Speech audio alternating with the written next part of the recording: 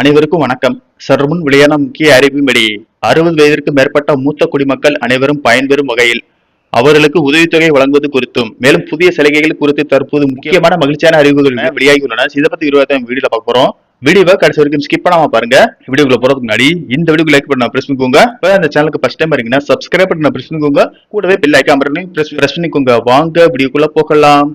நாடு முழுவதும் மத்திய மாநில அரசுகள் 60 வயதிற்கும் மேற்பட்ட மூத்த குடிமக்களுக்கு என்று பல்வேறு வகையான நலத்திட்டங்களை செயல்படுத்தி வருகிறது. வங்கிகள், தபால் நிலையங்கள், ரேஷன் கடைகள், ரயில் பயணம், பேருந்து பயணம், கோவில்களில் சிறப்பு தரிசனம் செய்வதற்கும் சிறப்பு சலுகைகள் அறிவிக்கப்பட்டு வருகிறது. மேலும் ஓய்வூதியம் சார்ந்த திட்டங்கள் சலுகைகள் வெளியிடப்பட்டும் வருகிறது. இந்த நிலையில் 60 வயது நிரம்பிய மூத்த குடிமக்களுக்கு ஒரு மகிழ்ச்சியான அறிவு ஒன்று வெளியாகியுள்ளது. அதன்படி மகளிர் உரிமை தொகை திட்டத்தின் கீழ் மாதம் ரூபாய் 1000 பெற்று வந்த 60 வயதிற்கு மேற்பட்ட பெண்மணிகளுக்கு இனிமேல் 3000 உதவித்தொகை வழங்கப்படும் என தமிழக அரசு அறிவித்துள்ளது. தமிழக வெற்றி கழகம் தனது தேர்தல் பிரச்சாரத்தின் போது பல்வேறு வாக்குறுதிகளை அறிவித்திருந்தது. தற்போது மகளிர் உரிமை தொகை பெற்று வரும் 60 வயதிற்கு மேற்பட்ட மூத்த குடிமக்கள் புதிய மறுசீரமைப்பு நடவடிக்கையின் கீழ் முதியோர் உதவித்தொகை என்ற திட்டத்திற்கு மாற்றப்படுவார்கள். இதனால் இதுவரையில் ரூபாய் 1000 பெற்று வந்த அவர்களுக்கு மாதம் ரூபாய் 3000 வழங்கப்படும் என தமிழக அரசு அறிவித்துள்ளது.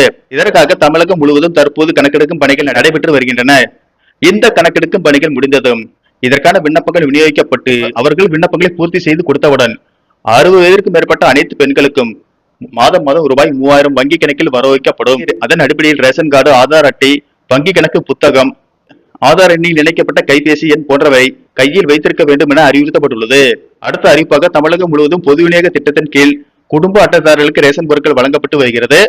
இந்த நிலையில் மூத்த குடிமக்கள் அனைவரும் பயன்பெறும் வகையில் அவர்கள் ரேஷன் கடைக்கு அலைவதை தவிர்க்கும் பொருட்டு அவர்களின் வீடுகளுக்கே சென்று மாதம் ரேஷன் பொருட்கள் வழங்கப்படும் என தமிழக அரசு அறிவித்துள்ளது.